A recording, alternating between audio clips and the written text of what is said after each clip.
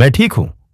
यह शब्द रोहित ने एक बार फिर खुद से कहे जब वो मेट्रो के कोने में खड़ा था, भीड़ से घिरा हुआ, लेकिन अंदर से बिल्कुल खाली। बाहर से सब कुछ सामान्य लग रहा था, जैसे किसी कॉर्पोरेट जॉब में काम करने वाला एक आम लड़का, लेकिन उसके अंदर एक ऐसी लड़ाई चल रही थी जिसे कोई नहीं देख सकता था। हर रोज सुबह उठते ही दिमाग में वही पुराने ख्याल, वही बीती बातें जो अब भी उसका पीछा नहीं छोड़ती। रोहित की जिंदगी में सब कुछ था, एक अच्छी नौकरी, रहने को घर और कुछ दोस्त, लेकिन फिर भी हर रात जब वो अकेला अपने कमरे में लेटता था तो मन किसी बोझ से दबा हुआ महसूस करता। एक ऐसा बोझ जिसे उसने खुद चुना नहीं था, लेकिन अब वो उसकी जिंदगी का हिस्सा बन चुका था। एक पुरानी रिलेशनशिप जो बुरी तरह टूटी थी, कुछ फैसले जिनका अफसोस अब तक था, और कुछ सपने जो अधूरे रह गए। कहते हैं कि समय हर जख्म भर देता है, लेकिन रोहित को लगता था कि उसके घाव अभी भी ताजा हैं। जितना वो उन बातों को भूलना चाहता, उतना ही दिमाग उन्हें दोहराता। एक बार जो बात दिल पर लग जाए वो आसानी से नहीं जाती। यही तो सबसे बड़ा सच है। कभी कभी हम चीजों को पकड़कर इतने सालों तक बैठे रहते हैं कि हमें यह भी याद नहीं रहता कि उन्हें छोड़ा कैसे जाता है।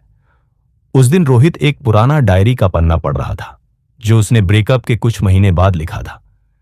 मुझे नहीं पता मैं क्यों इससे बाहर नहीं आ पा रहा। शायद मैं अंदर से टूट चुका हूं, या शायद मैं छोड़ना नहीं चाहता।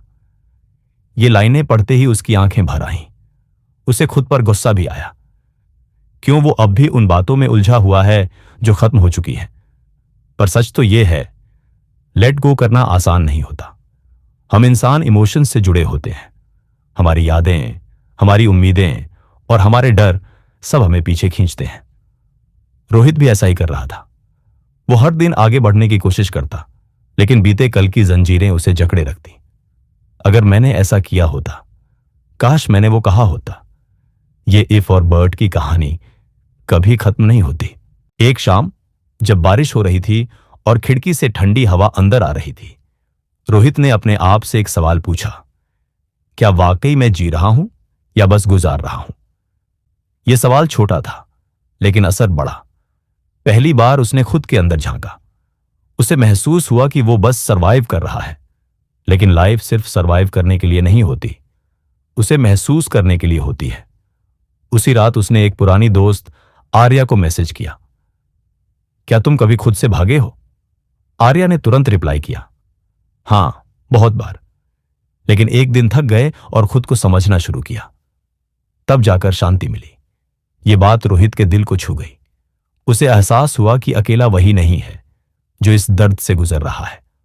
अगले दिन रोहित ने फैसला किया कि अब और नहीं, अब वो खुद से भागेगा नहीं। वो अपने दर्द को समझेगा, उसे महसूस करेगा और धीरे धीरे उसे जाने देगा। लेटिंग गो का मतलब ये नहीं कि सब कुछ भूल जाना। इसका मतलब है उस चीज को स्वीकारना और फिर उससे आजाद होना।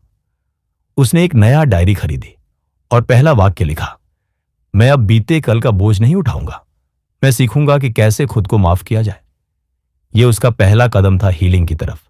वो जानता था कि सफर आसान नहीं होगा, लेकिन अब वो तैयार था। हर इंसान की जिंदगी में एक ऐसा मोड़ आता है जब उसे खुद से यह सवाल करना पड़ता है, क्या मैं अपने अतीत का कैदी बनकर रहना चाहता हूं या एक नई शुरुआत करना चाहता हूं? रोहित ने अपनी कहानी की पहली लाइन लिख दी थी।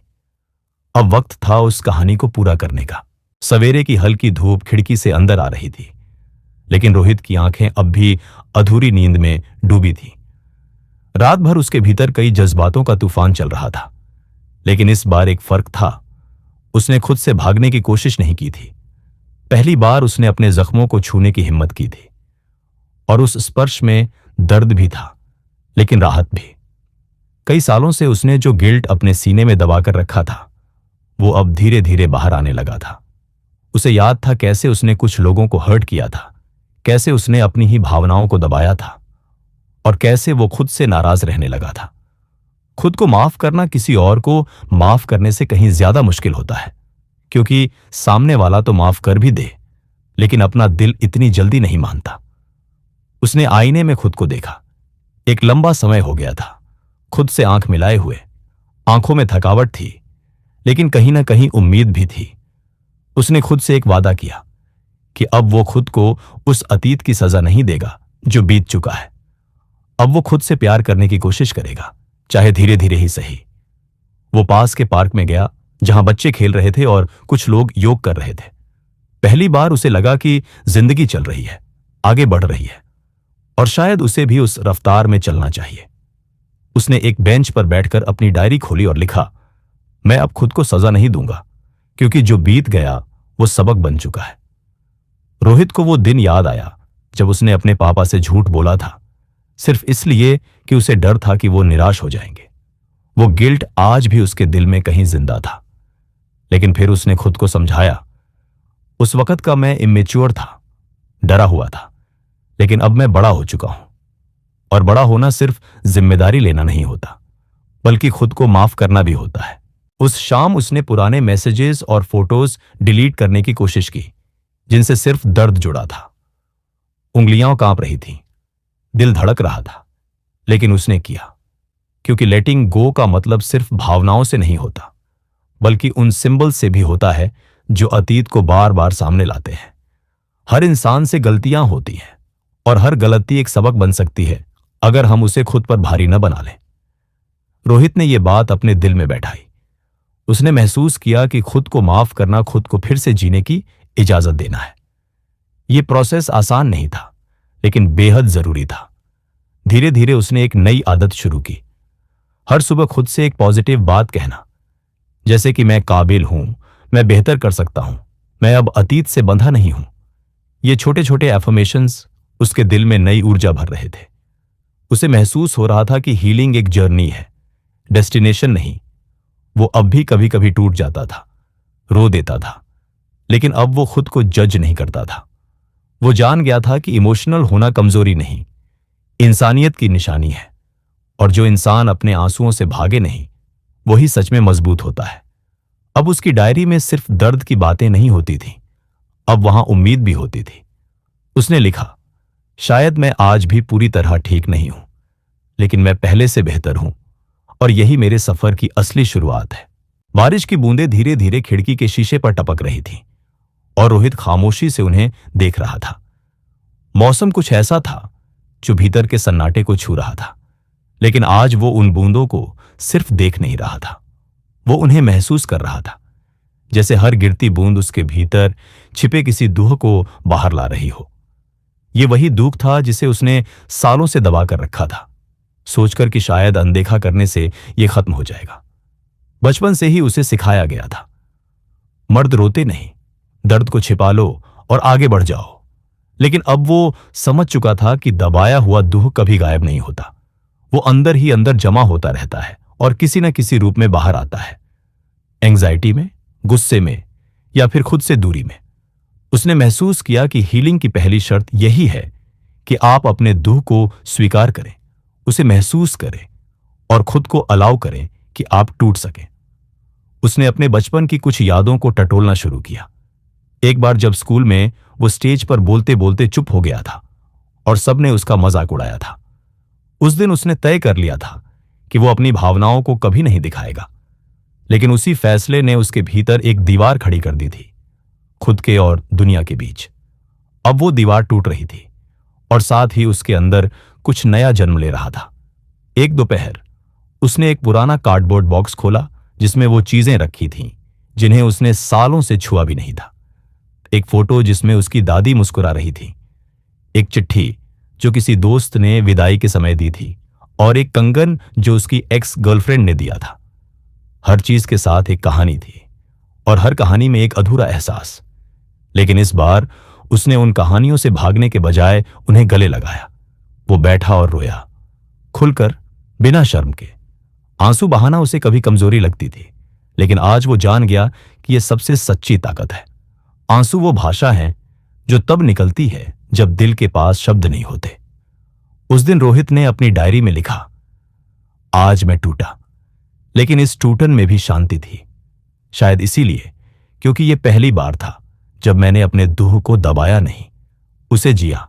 कुछ दिन बाद उसने एक थेरेपिस्ट से बात करना शुरू किया।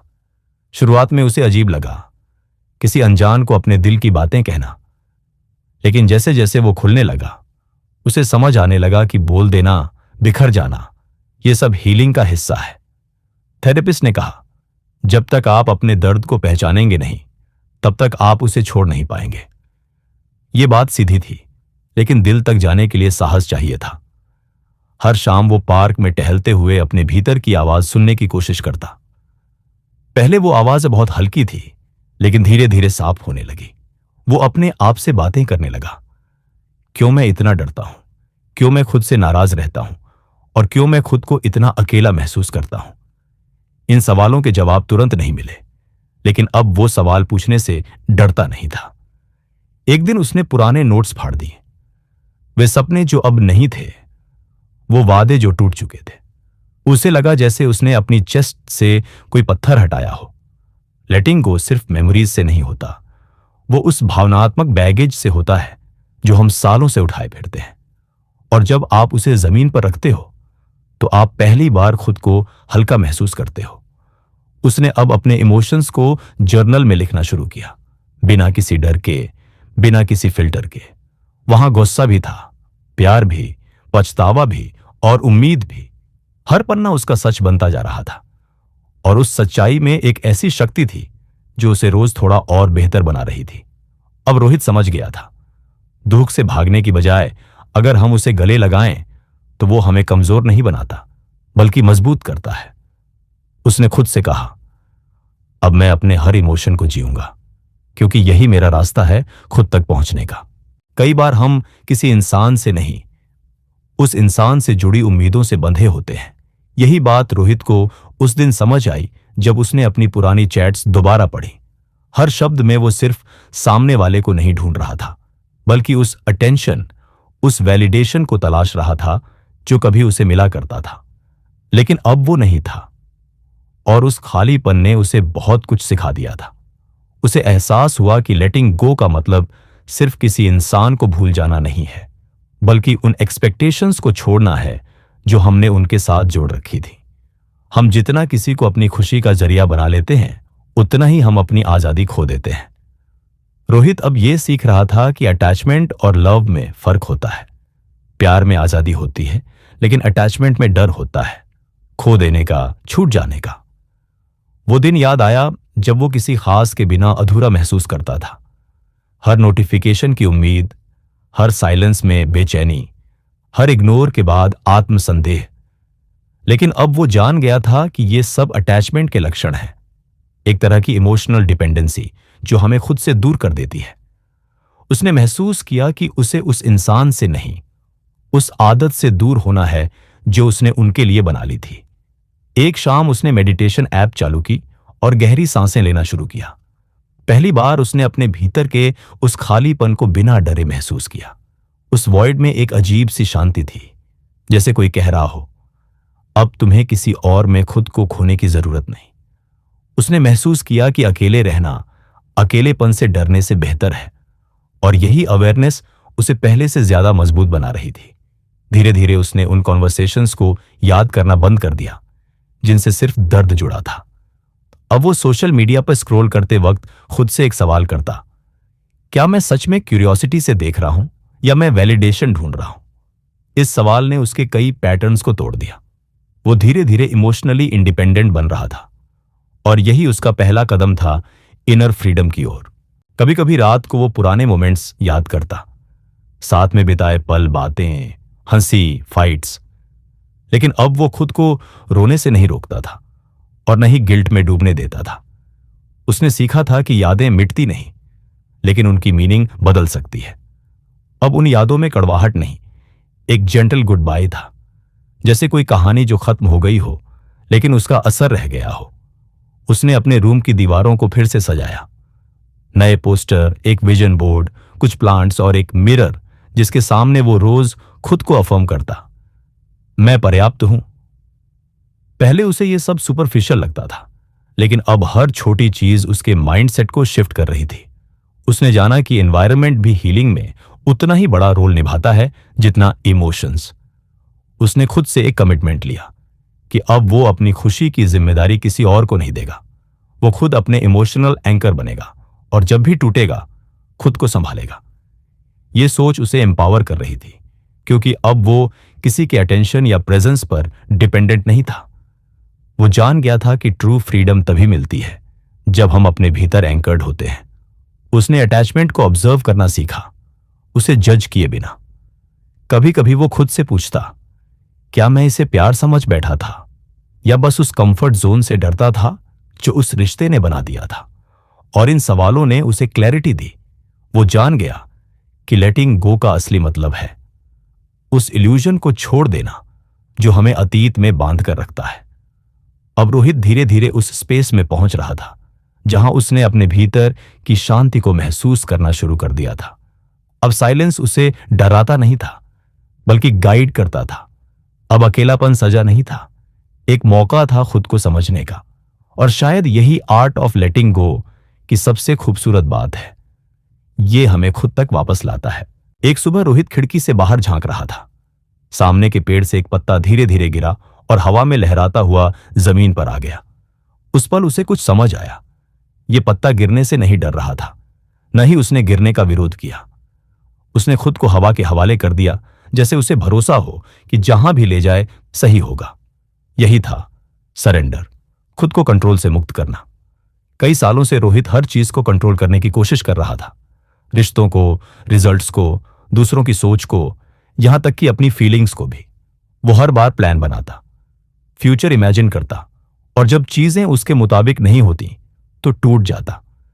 उसे लगता था कि प्लानिंग से पेन को रोका जा सकता है, लेकिन अब वो जान चुका था कि अनसर्टेनिटी भी जिंदगी का हिस्सा है और सबसे बड़ी शक्ति होती है उसे एक्सेप्ट करना।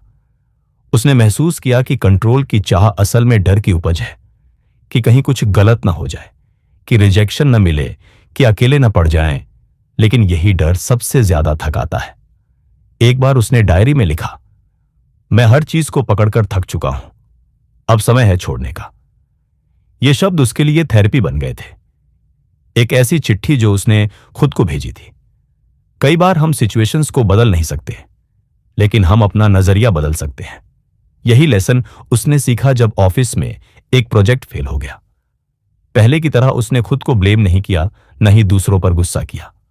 उसने पहली बार हालात को जैसा है वैसा ही देखने की कोशिश की, बिना रेजिस्टेंस, बिना जजमेंट।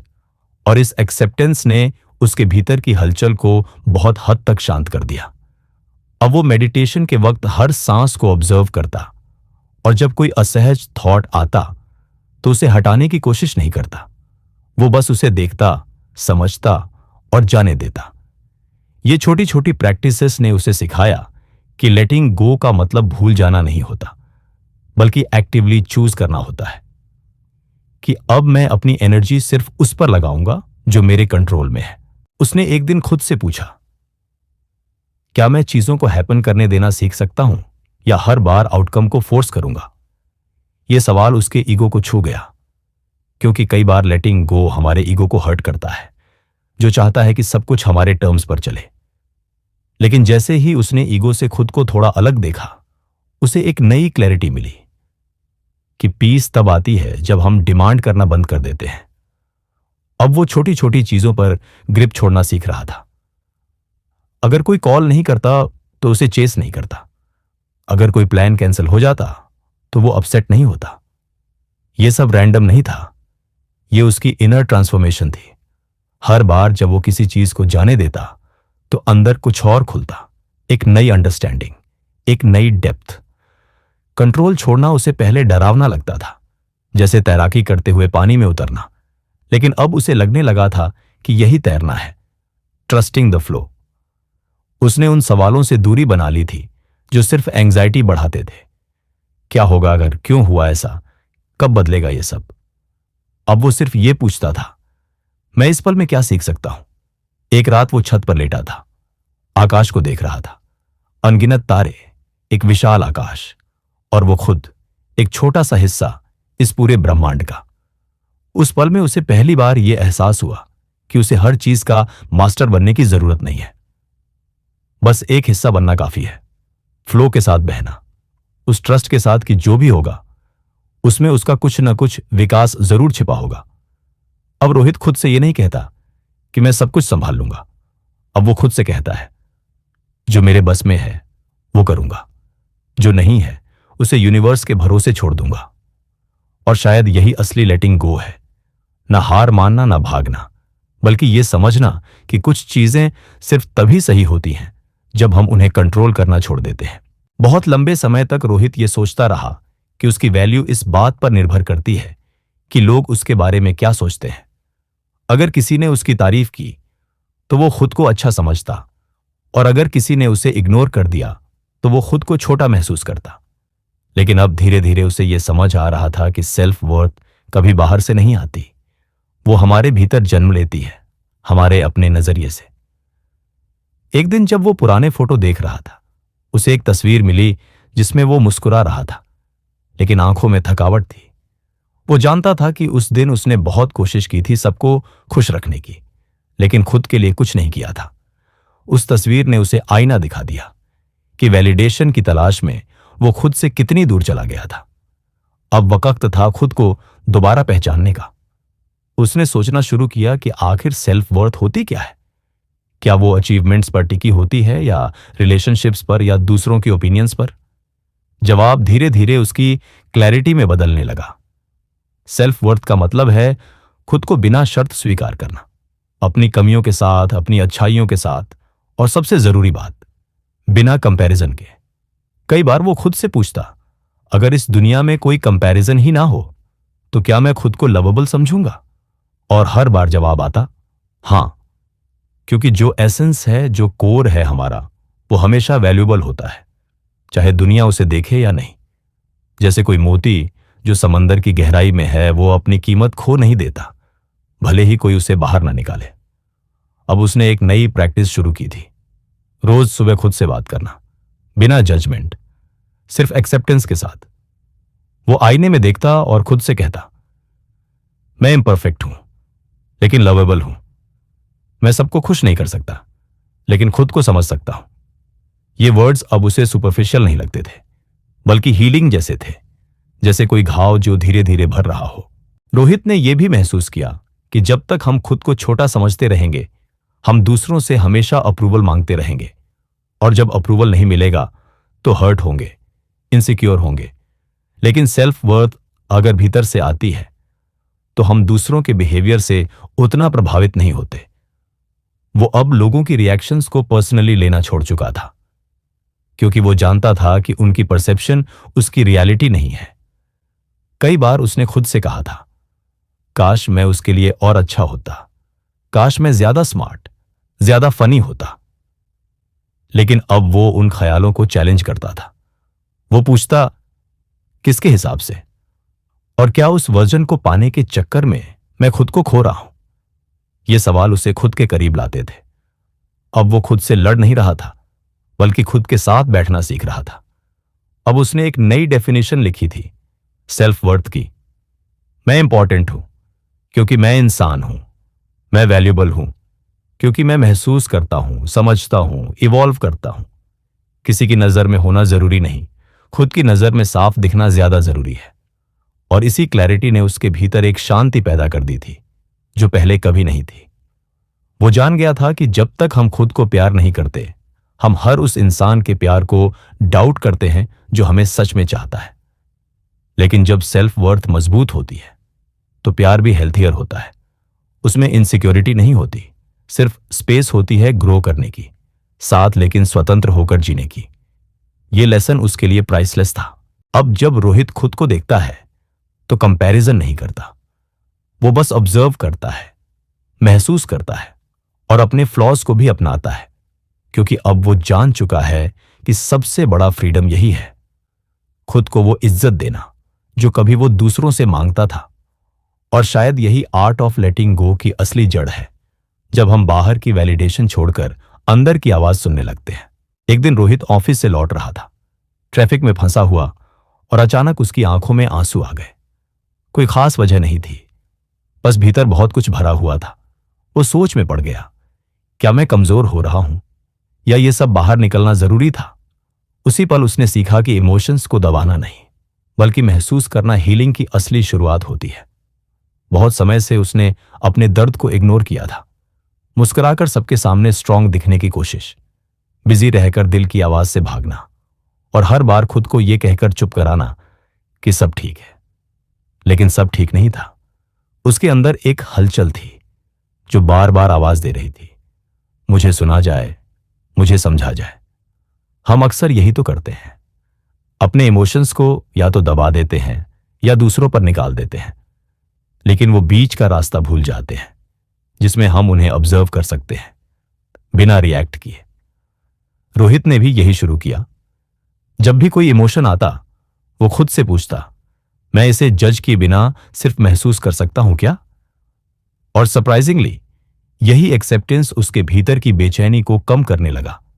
उसे याद आया कि बचपन में जब वो रोता था तो कोई कहता, लड़के रोते नहीं।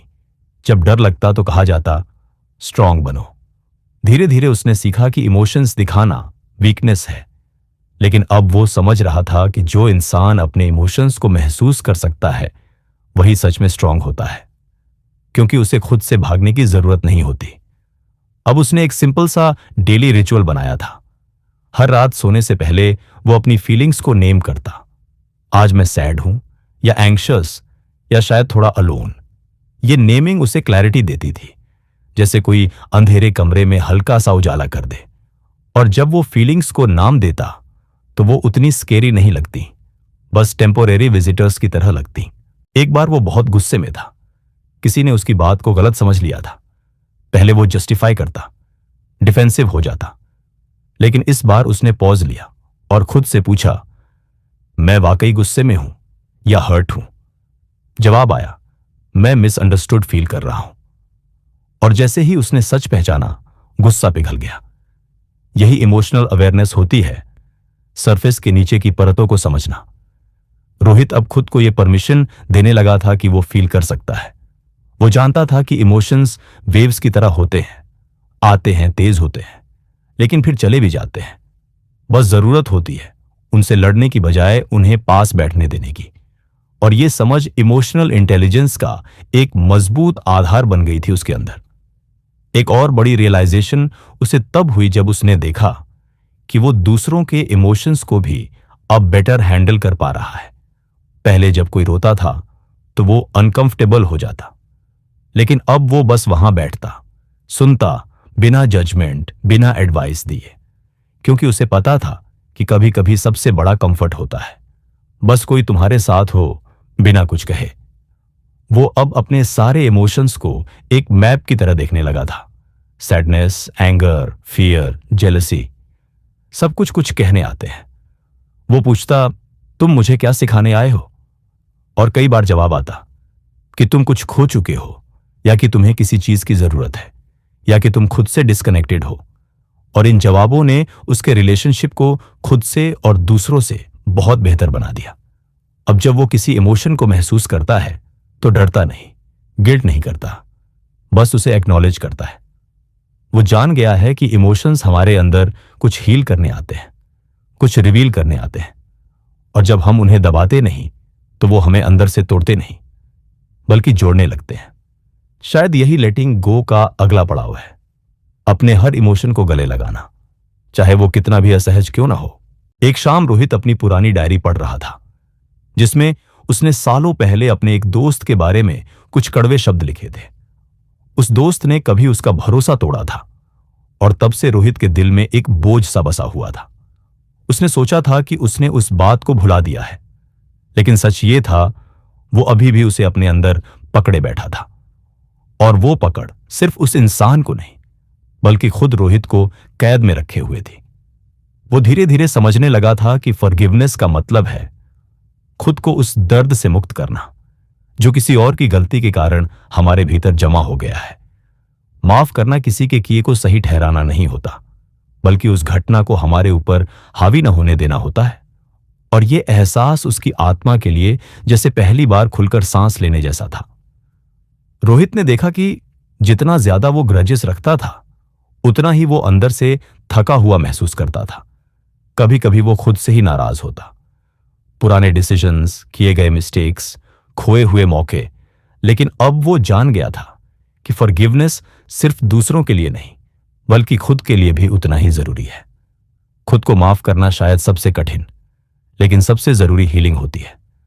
कई बार वो खुद से सवाल करता, क्या अगर मैं उसे माफ कर दूं तो क्या मैं खुद को कमजोर साबित करूंगा? लेकिन फिर एक दिन मेडिटेशन करते हुए एक गहरी रियलाइजेशन आई। फॉरगिवनेस स्ट्रेंथ का सबसे शुद्ध रूप होता है, क्योंकि जब हम माफ करते हैं तो हम रिवेंज के लूप से बाहर निकलते हैं और इनर पीस के रास्ते पर चल पड़ते हैं। उसने एक छोटा रिचुअल शुरू किया। वो हर उस इंसान का नाम सोचता जिससे उसे कभी दुख पहुंचा था और मन ही मन कहता, मैं तुम्हें माफ करता हूं, और खुद को भी। कभी यह कहना आसान लगता, कभी बेहद मुश्किल, लेकिन हर बार जब वो ऐसा करता उसे लगता जैसे दिल पर रखे पत्थर थोड़े हल्के हो गए हों।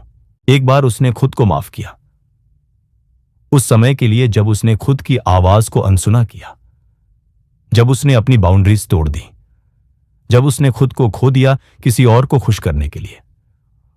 और जैसे ही उसने खुद को गले लगाया, उसकी आंखों से आंसू बह निकले। लेकिन इस बार वो आंसू दर्द के नहीं थे, बल्कि एक्सेप्टेंस के थे। रोहित अब समझ गया था कि हम तब तक आगे नहीं बढ़ सकते जब तक हम पिछली चोटों को पकड़े रहते हैं। वो पुराने जख्म अब भी थे, लेकिन अब उन पर दवा लग चुकी थी। फॉरगिवनेस ने उन्हें मिटाया नहीं, लेकिन उन्हें ऐसा रूप दे दिया जिससे वो सिखा सके, बिना जहर फैलाए। उसे एहसास हुआ कि माफ करना एक बार की क्रिया नहीं, बल्कि एक प्रोसेस है। कभी कभी हमें एक ही इंसान को बार बार माफ करना पड़ता है, हर बार जब वो याद आता है, हर बार जब घाव फिर से जलने लगता है। लेकिन हर बार जब हम चूज करते हैं माफ करने का रास्ता, हम थोड़ा और हल्के, थोड़ा और शांत हो जाते हैं। अब रोहित के अंदर रिजेंटमेंट की जगह कंपैशन ने ले ली थी, दूसरों के लिए भी और खुद के लिए भी। वो जानता था कि हर इंसान किसी न किसी दर्द से गुजर रहा है, और कई बार लोग उसी दर्द में दूसरों को भी चोट पहुंचा देते हैं। लेकिन अब वो उस साइकिल को तोड़ चुका था। अब वो चोट से नहीं, समझदारी से जवाब देता था। फॉरगिवनेस अब उसके लिए कोई महानता नहीं, बल्कि सेल्फ केयर का एक हिस्सा बन गया था। क्योंकि जब हम माफ करते हैं, हम दूसरों को नहीं, खुद को आजाद करते हैं। और लेटिंग गो का असली मतलब शायद यही है, अपने दिल को खाली करना, ताकि उसमें शांति और प्रेम फिर से जगह बना सके। एक सुबह रोहित खिड़की के पास बैठा था, चाय की प्याली हाथ में, और सामने बादलों से घिरा आसमान। उसके मन में एक ही सवाल घूम रहा था, क्यों मैं हर चीज को कंट्रोल करना चाहता हूं? क्यों मैं फ्यूचर को प्लान करता हूं, लोगों के बदलने की उम्मीद करता हूं, और जब कुछ मेरे हिसाब से नहीं होता तो टूट जाता हूं? उस दिन उसे एहसास हुआ कि लेटिंग गो का एक और नाम है सरेंडर करना। हम सबके अंदर एक डर होता है, अनसर्टेनिटी का। हम चाहते हैं कि सब कुछ हमारे अनुसार चले, लेकिन लाइफ कभी भी लीनियर नहीं होती। रोहित को याद आया कि जब उसने जिंदगी को टाइटली पकड़ने की कोशिश की तो वो सबसे ज्यादा थक गया था। लेकिन जब उसने थोड़ा छोड़ दिया, थोड़ा बहाव में बहना शुरू किया, तो चीजें अपने आप सुधरने लगीं। वो अब समझ चुका था कि कंट्रोल एक इल्यूजन है। हम मौसम को नहीं बदल सकते, लोगों के सोचने के तरीके को नहीं बदल सकते, समय को रोक नहीं सकते, लेकिन हम अपने रिस्पॉन्स को बदल सकते हैं। और यही सबसे बड़ा पावर होता है, लेटिंग गो ऑफ कंट्रोल और चूजिंग ट्रस्ट। रोहित ने अपनी जिंदगी के बहुत साल प्लानिंग में निकाल दिए थे। Perfect job, perfect relationship, perfect routine. लेकिन जिंदगी बार बार उसे प्लान से हटाकर एक्सपीरियंस की ओर ले जाती रही। अब वो मान चुका था कि कुछ सबसे खूबसूरत चीजें तब मिलती हैं जब हम रिजिड प्लान्स छोड़कर सरेंडर करते हैं। एक दिन वो अकेले जंगल की ट्रेल पर गया। वहां उसे लगा जैसे सारी प्रकृति उसे यही सिखा रही हो। पेड़ हवा में झूमते हैं, नदियां और रास्ते में आने वाली चट्टानों से लड़ती नहीं, बस रास्ता बदल लेती है। कोई कंट्रोल नहीं, सिर्फ फ्लो। उसने पहली बार खुद से कहा, मैं खुद को जिंदगी की दिशा में बहने की अनुमति देता हूं। अब जब कुछ अनचाहा हो जाता, जैसे कोई प्लान कैंसिल होना या कोई उम्मीद टूटना, वो रिएक्ट करने के बजाय पॉज करता। खुद से कहता, शायद इसमें भी कुछ भला छिपा हो। और बार बार वो देखता कि जहां उसने रेजिस्टेंस छोड़ा, वहां पीस मिलना शुरू हो गया। कंट्रोल छोड़ना मतलब हार मानना नहीं होता। इसका मतलब है यूनिवर्स पर, जिंदगी पर, और सबसे ज्यादा अपने आप पर भरोसा करना। जब हम कंट्रोल छोड़ते हैं, हम पॉसिबिलिटीज को इनवाइट करते हैं। और रोहित अब उसी स्पेस में जी रहा था। जहां ना सब कुछ प्रिडिक्टेबल था लेकिन सब कुछ रियल था। उसने धीरे धीरे एक्सपेक्टेशंस को भी रिलीज करना शुरू किया, लोगों से, खुद से, सिचुएशन से। उसने अब हर दिन को एज इट इज देखना शुरू किया, न कंपैरिजंस, न रिग्रेट्स, न ओवर थिंकिंग। बस एक एक्सेप्टेंस की जो है वो काफी है। और इसी एक्सेप्टेंस में उसे सुकून मिलने लगा। अब वो खुद से कहता, मैं किसी आउटकम से नहीं, सिर्फ जर्नी से जुड़ा हूं। ये एटीट्यूड उसे हर रोज थोड़ा और लाइट, थोड़ा और प्रेजेंट बनाता गया। उसके फैसले अब फियर से नहीं, फेथ से आने लगे। और उसी फेथ में उसने अपनी डीपेस्ट पीस पाई। Letting go of control in the end is the ultimate act of self love. जब हम डर छोड़ते हैं तब हम भरोसे में जीने लगते हैं। और रोहित की जिंदगी अब एक ऐसे ट्रैवलर की तरह थी जो रास्तों को नहीं चुनता, बस चल पड़ता है और जानता है कि हर मोड़ पर कुछ सीखने को मिलेगा। यही सरेंडर है, यही फ्रीडम है। एक शांत सुबह थी। रोहित अपने कमरे की खिड़की खोलकर बाहर देख रहा था।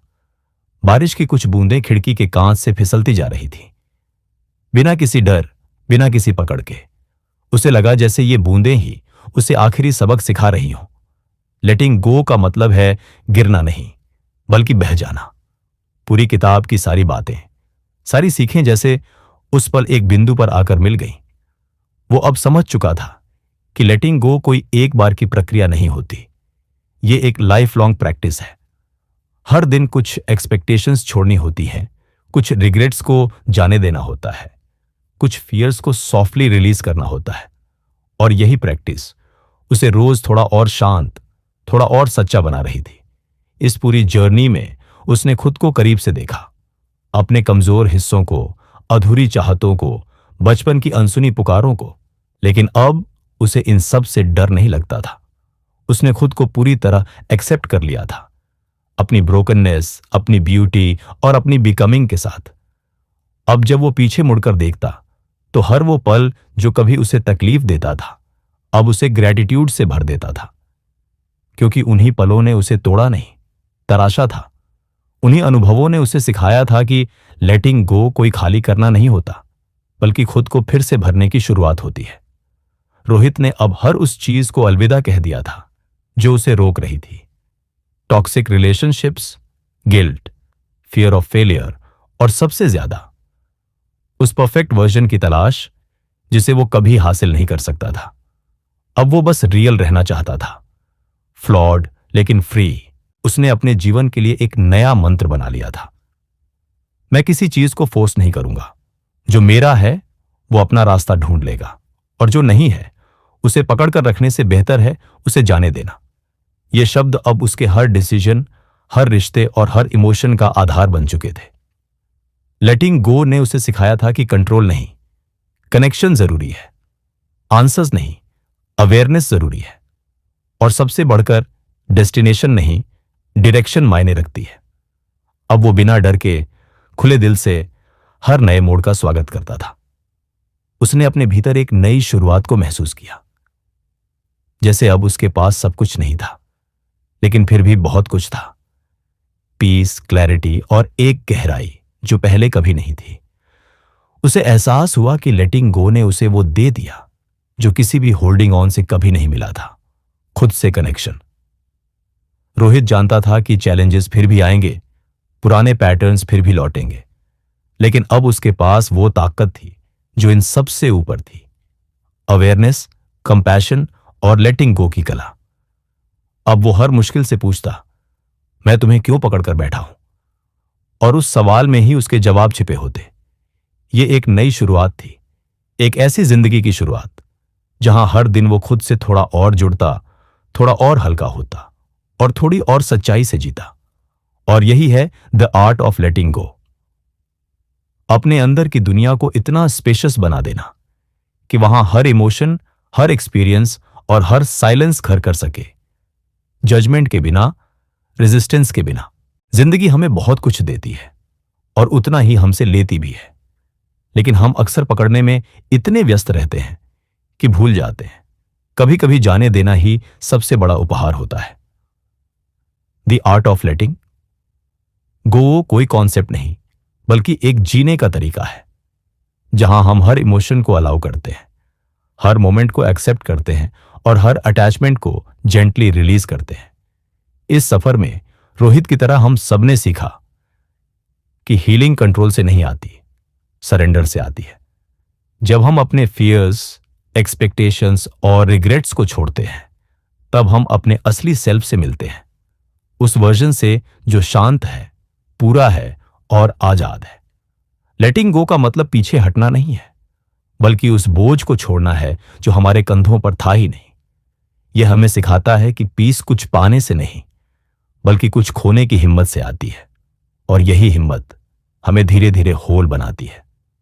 तो अगली बार जब जिंदगी आपको कुछ न थाम पाने की याद दिलाए, मुस्कुराकर कहिए, शायद इसी में मेरी आजादी छिपी है, क्योंकि अंत में लेटिंग गो ही वो पुल है जो हमें दुख से शांति तक, डर से प्यार तक और केओस से क्लैरिटी तक पहुंचाता है।